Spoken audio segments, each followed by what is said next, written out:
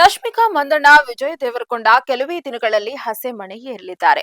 ಪರಸ್ಪರ ಪ್ರೀತಿಸ್ತಾ ಇರುವ ಈ ಇಬ್ಬರು ಜೋಡಿಗಳು ಬಹಿರಂಗವಾಗಿ ಒಪ್ಪಿಕೊಂಡಿಲ್ಲ.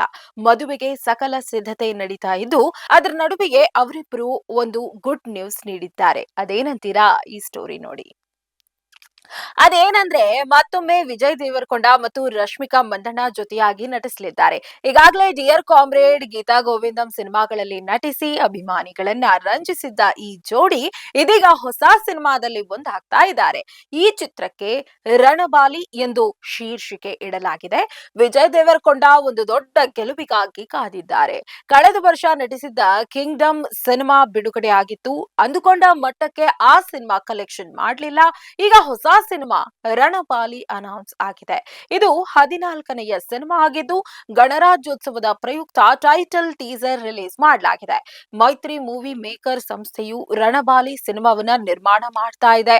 ಇದು ಪ್ಯಾನ್ ಇಂಡಿಯಾ ಚಿತ್ರವಾಗಿದ್ದು, ತೆಲುಗು, ಕನ್ನಡ, ಮಲಯಾಳಂ, ತಮಿಳು ಮತ್ತು ಹಿಂದಿಯಲ್ಲಿ ಮೂಡಿ ಬರಲಿದೆ.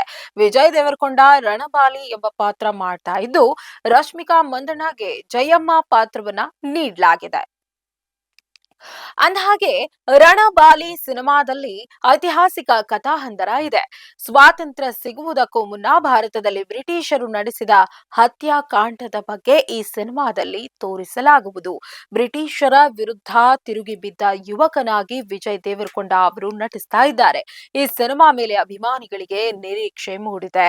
ಅಜಯ್ ಅತುಲ್ ಅವರು ರಣಬಾಲಿ ಸಿನಿಮಾಗೆ ಸಂಗೀತ ನೀಡುತ್ತಾ ಇದ್ದಾರೆ. ರಾಹುಲ್ ನಿರ್ದೇಶನದಲ್ಲಿ ಈ ಸಿನಿಮಾ ಮೂಡಿ ಬರಲಿದೆ. ಗೀತಾ ಗೋವಿಂದಂ ಮತ್ತು ಡಿಯರ್ ಕಾಮ್ರೇಡ್ ಸಿನಿಮಾಗಳಲ್ಲಿ ವಿಜಯ್ ದೇವರಕೊಂಡ ಹಾಗೂ ರಶ್ಮಿಕಾ ಮಂದಣ್ಣ ಅವರನ್ನ ಜೋಡಿಯಾಗಿ ನೋಡಿ ಎಂಜಾಯ್ ಮಾಡಿದ ಅಭಿಮಾನಿಗಳು ಈಗ ರಣಬಾಲೆ ಸಿನಿಮಾಗಾಗಿ ಕಾಯ್ತಾ ಇದ್ದಾರೆ. ಇದಾಗಿತ್ತು ಈ ಹೊತ್ತಿನ ಸಿನಿ ಸುದ್ದಿ. ಸಮಗ್ರ ಸುದ್ದಿಗಳಿಗಾಗಿ ಸದಾ ಗಮನಿಸಿ ಬಿಬಿ ನ್ಯೂಸ್ ಕನ್ನಡ. ಇದು ಕನ್ನಡಿಗರ ಪ್ರತಿಧ್ವನಿ.